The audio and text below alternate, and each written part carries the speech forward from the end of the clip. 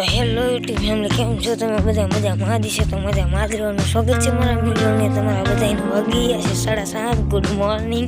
ચોકનો સૂરજ પણ ઉગી ગયો છે.